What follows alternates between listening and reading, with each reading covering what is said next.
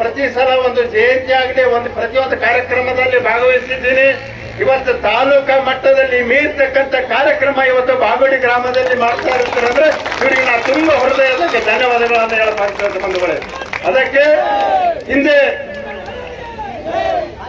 12ನೇ ಶತಮಾನದಲ್ಲಿ ಸಾಮಾಜಿಕ ಕ್ರಾಂತಿಗಾಗಿ ಅನೇಕ ಬಸವಾದಿ ಶರಣರು ಇವತ್ತು ಸಾಹಿತ್ಯವನ್ನು ರಚಿಸಿ ವೈಚಾರಿಕತೆ ಮನೋಭಾವನೆಯಿಂದ ಸಮಾಜದಲ್ಲಿರ್ತಕ್ಕಂಥ ಅಸಮಾನತೆ ಧರ್ಮಾಚಾರಗಳನ್ನು ಒಡೆದೋಡಿಸುವುದಕ್ಕಾಗಿ ಇವತ್ತ ಕಲ್ಯಾಣ ಮಂಟಪದಲ್ಲಿ ಕಲ್ಯಾಣ ನಾಡಿನಲ್ಲಿ ಅನುಭವ ಮಂಟಪವನ್ನು ರಚಿಸಿ ಇವತ್ತ ನಮ್ಮ ಮುಂದಿನ ಪೀಳಿಗೆಗೆ ಒಂದು ಮಾರ್ಗದರ್ಶನ ವಚನ ಸಾಹಿತ್ಯವನ್ನು ರಚಿಸಿ ಇವತ್ತು ವಚನ ಜ್ಯೋತಿಯ ಹಚ್ಚಿದ ಆ ಜ್ಯೋತಿಯ ಮಾರ್ಗದರ್ಶನದಲ್ಲಿ ಇವತ್ತು ನಾವು ನಡಿಬೇಕಾಗಿದೆ ಬಂಧುಗಳೇ.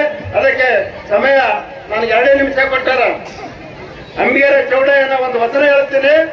ಅಂಬಿಗರ ಚೌಡಯ್ಯ ಒಂದು ವಚನ ಹೆಂಗ್ ಹೇಳಿದ್ರು ಅಂತಂದ್ರ, ಒಬ್ಬ ನಿಷ್ಠೂರವಾದಿ ಶರಣ ಅವರು. ಯಾಕೆ ಅವರಿಗೆ ನಿಜ ಶರಣ ಅಂತ ಬಂತಂದ್ರ ಆಚಾರ ಮತ್ತು ವಿಚಾರ ಒಂದೇ ಹೇಗಿತ್ತು. ಅವ್ರು ಏನು ನುಡಿತಿದ್ರು ಅದೇ ತರ ನಡೀತಿದ್ರು, ಅವ್ರು ಏನು ನಡೀತಿದ್ರು ಅದೇ ತರ ನಡೀತಿದ್ರು. ಅದಕ್ಕಾಗಿ ಯಾವುದೇ ಶರಣರು ಅಂಕಿತ ನಾಮದ ವಚನದ ಅಂಕಿತ ನಾಮದಲ್ಲಿ ಅವರು ತಮ್ಮ ತಮ್ಮ ಇಷ್ಟ ದೈವ ತಮ್ಮ ತಮ್ಮ ಇಷ್ಟ ಗುರುವಿನ ಹೆಸರ ಕೊತ್ತಿದ್ರು. ಆದ್ರೆ ಅಂಬಿಗರ ಚೌಡಯ್ಯನವರು ಇದು ಸರಿ ಇದ್ರು ನಂದೇ, ಇದು ತಪ್ಪಿದ್ರು ನಾನೇ, ಇದಕ್ಕೆ ಕಾರಣೀಭೂತನಂತೇಳಿ ತನ್ನ ಅಂಕಿತ ನಾಮದಲ್ಲಿ ಎಂದು ಅಂಬಿಗರ ಚೌಡಯ್ಯ ಅಂತ ಹೇಳಿ ಕೇಸಿನ ಬರೆಸಿದ್ದಕ್ಕಾಗಿ ಇವತ್ತು ಬಸವಣ್ಣನವರು ನೀವು ನಿಜವಾದ ಶರಣ, ನಿಜ ಶರಣ ಅಂಬಿಗರ ಚೌಡಯ್ಯ ಅಂತೇಳಿ ನಾಮ ಬಿರುದ ಅಂಕಿತ ಕೊಟ್ಟದ ಆಗಿನ ಕಾಲದಲ್ಲಿ ಬಂಧುಗಳೇ. ಅದಕ್ಕೆ ಒಂದು ವಚನ ಹೇಳ್ತಾರೆ, ಬಡತನಕ್ಕೆ ಉಂಬುವ ಚಿಂತೆ, ಉಡುವುದಾದರೆ ಇಡುವ ಚಿಂತೆ, ಇಡುವುದಾದರೆ ಹೆಂಡಿರ ಚಿಂತೆ, ಗಂಡರಾದರ ಮೇಲೆ ಮಕ್ಕಳ ಚಿಂತೆ, ಮಕ್ಕಳಾದ ಮೇಲೆ ಬದುಕಿನ ಚಿಂತೆ, ಬದುಕಾದರೆ ಕೇಡಿನ ಚಿಂತೆ, ಕೇಳಾದರೆ ಮರಣದ ಚಿಂತೆ.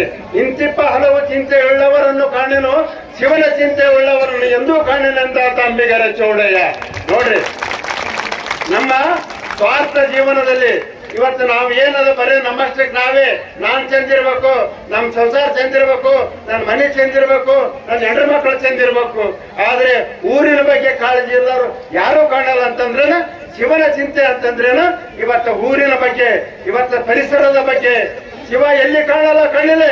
ನಾವು ಗಾಳಿ ರೂಪದಲ್ಲಿ ನೋಡ್ತೇವೆ, ಪರಿಸರ ರೂಪದಲ್ಲಿ ನೋಡ್ತೇವೆ, ನೀರಿನ ರೂಪದಲ್ಲಿ ನೋಡ್ತೇವೆ, ಬೆಂಕಿಯ ರೂಪದಲ್ಲಿ ನಾವು ದೇವರನ್ನ ಕಾಣ್ತೇವೆ, ಶಿವನನ್ನ ಕಾಣ್ತೇವೆ ಅಂತ ಹೇಳಿ ಆಗಿನ ಕಾಲಕ್ಕೆ ಅಂಬಿಗರ ಚೌಡಯ್ಯನವರು ಮನಮುಟ್ಟುವಂತೆ ಸಮಾಜಕ್ಕೆ ಮಾರ್ಗದರ್ಶನ ನೀಡಿದ್ದಾರೆ. ಅದಕ್ಕ ಊರಲ್ಲಿ ಸ್ವಚ್ಛತೆ ನಾವು ನೋಡ್ಕೋಬೇಕು, ಪರಿಸರವನ್ನ ಚೆನ್ನಾಗಿ ಇಟ್ಕೋಬೇಕು. ಪ್ರತಿಯೊಬ್ಬರು ನಮ್ಮ ಮನೆ ಸುತ್ತ, ಊರೇ ಯಾರು ಬೆಳೆಯಲ್ಲ, ನಾವು ನಮ್ಮ ಮನೆ ಸುತ್ತ ಸ್ವಚ್ಛತೆ ಕಾರ್ಯಕ್ರಮವನ್ನು ಇಟ್ಕೋಬೇಕಂತ ಹೇಳಿ ಆಗಿನ ಕಾಲಕ್ಕೆ ಅಂಬಿಗರ ಚೌಡಯ್ಯ ಹೇಳಿದ್ರು. ಅದಕ್ಕ ಶಿವನ ಚಿಂತೆ ಅಂತಂದ್ರ ಊರಿನ ಚಿಂತೆ, ಊರಾಗ ಎಲ್ಲರೂ ಚಂದಿರ್ಬೇಕು, ಎಲ್ಲಾ ಸಮಾಜದಲ್ಲಿ ಚಂದಿರ್ಬೇಕು, ಯಾರು ವೈರತ್ವ ಬೆಳೆಸ್ಕೋಬಾರ್ದು ಅಂತೇಳಿ ಅಂಬಿಗರ ಚೌಡ ಶಿವನ ಚಿಂತೆ ಅಂದ್ರೆ ಊರಿನ ಚಿಂತೆ ಇಟ್ಕೋಪ ಅಂತ ಹೇಳಿದ್ರು. ಅದಕ್ಕೆ ಬಂಧುಗಳೇ, ಇವತ್ತ ಒಂದು ಸಮಾಜ ಆರ್ಥಿಕವಾಗಿ, ಸಾಮಾಜಿಕವಾಗಿ ಮತ್ತು ಶೈಕ್ಷಣಿಕವಾಗಿ ಇಷ್ಟೆಲ್ಲ ಮುಂದೆ ಬಂದಿದೆ. ಆದ್ರೆ ಇಂಥ ಒಂದು ಕಾರ್ಯಕ್ರಮಕ್ಕೆ ಬೆಲೆ ಬರ್ತದೆ. ನಾವು ಕಾರ್ಯಕ್ರಮ ದೊಡ್ಡದು ಮಾಡಿದೆವು, ಅಂಬಿಗರ ಚೌಡನ ಮೂರ್ತಿ ಉದ್ಘಾಟನೆ ಮಾಡಿದೆವು, ಮತ್ತೆ ನಾವು ಅಲ್ಲಿಗೆ ಹೋದೆವು ಅಂತಂದ್ರೆ ಈ ಸಮಾಜ ಎಂದು ಉದ್ಧಾರ ಆಗಲ್ಲ, ಯಾವುದೇ ಸಮಾಜ ಇರಲಿ. ಅದಕ್ಕೆ ಒಂದು ಆರ್ಥಿಕವಾಗಿ, ಶೈಕ್ಷಣಿಕವಾಗಿ, ರಾಜಕೀಯವಾಗಿ ಮುಂದೆ ಬರ್ಲಿಕ್ಕೆ ಎಲ್ಲರೂ ಒಗ್ಗಟ್ಟಾಗಿ ಕೆಲಸ ಮಾಡ್ಬೇಕು. ಅಂದ್ರ ನಾವು ಇವತ್ತು ಆರ್ಥಿಕವಾಗಿ ಮುಂದೆ ಬರ್ಬೇಕಾದ್ರೆ ಏನದ, ನಾ ಎಲ್ಲ ಕಾರ್ ತಗೋಬೇಕಂತೀನಿ, ದೊಡ್ಡ ಹೊಲ ತಗೋಬೇಕಂತೀನಿ, ಆದ್ರೆ ಬೇಕಲ್ಲ ದುಡ್ಡಿನ ಮೂಲ ಎಲ್ಲದಂತಂದ್ರ ದುಡಿಮೆ ಅದ. ಆ ದುಡಿಮೆ, ಸಾಕಷ್ಟು ದುಡಿಮೆಯಿಂದ ಉಳಿಸಿದ ಹಣವನ್ನ ಕೂಡಿಟ್ಟು ಮಕ್ಕಳಿಗೆ ಒಳ್ಳೆಯ ಶಿಕ್ಷಣ ಕೊಟ್ಟು ಆ ಉಳಿದಂತ ಹಣದಲ್ಲಿ ನಾವು ಆಸ್ತಿಯನ್ನು ಮಾಡಿ ಕೇಸಿಂದ ನಾವು ಆರ್ಥಿಕವಾಗಿ ಬಲಿಷ್ಠ ಆಗ್ಬೇಕಂತ ಹೇಳಿ ಸಂದರ್ಭದಲ್ಲಿ ಹೇಳ್ತೇನೆ. ಒಂದು ಕೊನೆಯದಾಗಿ ಒಂದು ಕಥೆ ಹೇಳ್ತೇನೆ. ಯಾಕಂತಂದ್ರ ಅಸೂಯೆ ಗುಣ ಇರಬಾರ್ದು ಯಾರ ಬಲ್ಲಿ, ಅಸೂಯ ಭಾವನೆ ಯಾರು ಬಲ್ಲಿ ಇರಬಾರ್ದು. ಒಬ್ಬ ವ್ಯಕ್ತಿ ಬೆಳಿಲಕತ್ತಾನಂತಂದ್ರ ಅವ್ ಹೆಂಗ್ ಬೆಳಿಲಕತ್ತಾನ ಅಂತ ಹೇಳಿ ಫಾಲೋ ಮಾಡ್ರಿ, ಅವ್ನಿಗೆ ಹೆಂಗ್ ತೆಳಕ್ ಹೋಗ್ಬೇಕಂತ ಹೇಳಿ ಫಾಲೋ ಮಾಡ್ಬಾರ್ರಿ. ಅದಕ್ಕ ಒಬ್ಬ ಏನ್ ಮಾಡ್ತಾನಂತ, ಒಂದ್ ಊರಲ್ಲಿ ಒಬ್ಬ ದೊಡ್ಡ ಶ್ರೀಮಂತ ಇದ್ದ, ದೊಡ್ಡ ಶ್ರೀಮಂತ, 100 ಎಕರೆ ಜಮೀನ್ ಗಳಿಸಿದ, 100 ಗಾಡಿಗಳಿದ್ದವು. ಒಬ್ಬ ಏನಂತ, ಒಬ್ಬ ಬಡವ ಇದ್ದಂತ ಅವ್ರ ಮನೆ ಎದುರೇ. ಚಿಂತೆ ಮಾಡಿ ಮಾಡಿ ಮತ್ತೆ ಬಡವಿನೇ ಆದಂತ. ಅದಕ್ಕೆ ಬೇಡ್ಕೊಂಡಂತ ಶಿವ ಅಂದಂತ, ಶಿವ ಬಂದಂತ. ಶಿವ ಬಂದ್ ಯಾಕಪ್ಪ ಅಂತ ಹೇಳ್ಕೇತೀನಿ, ಇಲ್ರಿ ನಾ ಎಷ್ಟು ಬಡತನ ಆದಾಗ ಕಾಯ್ಲಾಕತ್ತೀನಿ, ನನ್ನ ಯಾರು ಕೇಳಲಾಗ್ಯಾರ ಅಂದ್ರೆ ಯಾಕೆ ಬಡತನ ಇಲ್ಲ, ನನ್ಕಿಂತ ಎಷ್ಟು ಶ್ರೀಮಂತ ನೋಡ್ರಿ ಅವ ಅದಕ್ಕೆ ನಾನು ನೋಡಪ್ಪ ಅವನಷ್ಟು ಶ್ರೀಮಂತ ಮಾಡೋದು ನನ್ನ ಕೈಯಲ್ಲಿಲ್ಲ, ನಿಂದು ನೀನೇ ಆಗ್ಬೇಕು, ಆದ್ರೆ ನೀನೇ ವಿಚಾರ ಮಾಡ. ಇಲ್ರಿ ನಾ ಶ್ರೀಮಂತ ಆಗ್ಲಿಕ್ಕಿಲ್ಲ, ಅವನು ಬಡವ ಆಗ್ಬೇಕ, ಹಂಗ ನನ್ಗೆ ಹೊರ ಕೊಡ ಅಂದಂತ. ಏನ್ರಿ ಹಂಗನ್ನಂತ ಆಯ್ತು ತಥಾಸ್ತು ಅಂದಂತ. ಅವ ಶ್ರೀಮಂತ ಆದವ 3 ತಿಂಗಳದಾಗ ಪೂರ ಇವನ್ ತರ್ಗಿ ಭಿಕಾರಿ ಆದ್ನಂತ. ಅದಕ್ಕ ಮತ್ತೊಂದ್ಸರಿ 3 ತಿಂಗಳ ಮೇಲೆ ಶಿವ ಬಂದಂತ. ಬಂದ ಕೇಸಿಂದ ನೀವಿಬ್ಬರ ಬಡವರೇ ಆಗಿರಿ, ಈಗ ನಾನು ನಿಮಗೆ ಪರೀಕ್ಷೆ ಮಾಡ್ತೀನಿ ಅಂತ ಹೇಳಿ 2 ಗಾಳ ಕೊಟ್ಟನಂತ. ಇಲ್ಲೇ ಒಳ್ಳೆ ದಂಡಿ ಅದರಿ, ಒಳ್ಳೆ ದಂಡಿ ಅದ, ಇಬ್ಬರಿಗೆ ಒಂದೊಂದು ಗಾಣ ಕೊಟ್ಟನಂತ. ಇದ್ರ ಮ್ಯಾಲ ನೀವು ಉದಾರ ಆಗಿರಂತ. ಅದಕ್ಕ ಅವ ಶ್ರೀಮಂತ ಮತ್ತೆ ಇವನ ಇಬ್ಬರು ಗಾಣ ತಗೊಂಡು ಒಳಗೆ ಹೋದ್ರಂತ. ಒಳಗೆ ಹೋದ ಕೇಸಿಂದ ಅವ ಶ್ರೀಮಂತ 2 ಮೀನ ಹಿಡ್ದ, ಬಡವನು 2 ಮೀನ ಹಿಡ್ದ. ಶ್ರೀಮಂತ 2 ಮೀನ ಹಿಡ್ದ, ಅವನಿಗೆ ಶ್ರೀಮಂತ ಅನ್ಬಾರ್ದ, ಶ್ರೀಮಂತ ಮಾಜಿ ಶ್ರೀಮಂತ 2 ಮೀನ್ ಹಿಡ್ದ, ಇವನು 2 ಮೀನ್ ಹಿಡ್ದ.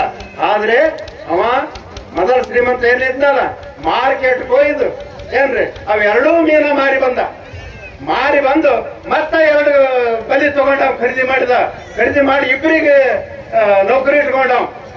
ಏನ್ರಿ ನೌಕರಿ ಇಟ್ಕೊಂಡ. ಆದ್ರೆ ಇನ್ನೊಬ್ಬ ಏನ್ ಮಾಡಿದ ಗೊತ್ತೇನ್ರಿ, ಇವ 2 ಮೀನ ತಗೊಂಡ್ 1 ಮೀನ ಮಾರಿಕೆಸಿಂದ ಫುಲ್ ಬಾಟ್ಲಿ ತಗೊಂಡ್ ಬಂದ. 1 ಮೀನ ಫ್ರೈ ಮಾಡಿದ ಮನ್ಯಾಗ ಹೆಣ್ತಿಗಳ ಕೇಸಿನ. ಮಸ್ತ್ ಕುಡ್ದ ಆ ಮೀನ ತಿಂದ ಆರಾಮ್ ಮಕ್ಕಂಬಿಟ್ಟ. ನೋಡ್ರಿ ವಿಚಾರ ಮಾಡ್ರಿ. ಹಂಗೆ ಅವ ಮಾಡ್ಕೋತ ಮತ್ತೆ ದೊಡ್ಡ ಶ್ರೀಮಂತ ಅದ. ಇವ್ ಕುಡ್ಕೋತ ಅವ ಇಲ್ಲೇ ಬಿದ್ದ ಬಡವಾದ. ಅದಕ್ಕ ದೇವರು ನಮಗೆ ಪರೀಕ್ಷೆ ಕೊಟ್ಟಿರ್ತಾನೆ, ಅದು ನಮ್ಮ ಕೈಯಲ್ಲೇ ಇರ್ತದ ಅಂತ ಹೇಳಕ ನಾ ಈ ಸಂದರ್ಭದಲ್ಲಿ ಒಂದು ನೀತಿ ಕಥೆಯನ್ನು ಹೇಳಿ ತಾವೆಲ್ಲರಿಗೂ ನನಗೆ 2 ಪ್ರಾಸ್ತಾವಿಕ ನುಡಿಗಳನ್ನು ಆಡ್ಲಿಕ್ಕೆ ನನಗೆ ಅನುಮತಿ ಕೊಟ್ಟದಕ್ಕಾಗಿ ಇನ್ನೊಂದು ಸಾರಿ ಬಾಗೋಡಿ ಗ್ರಾಮ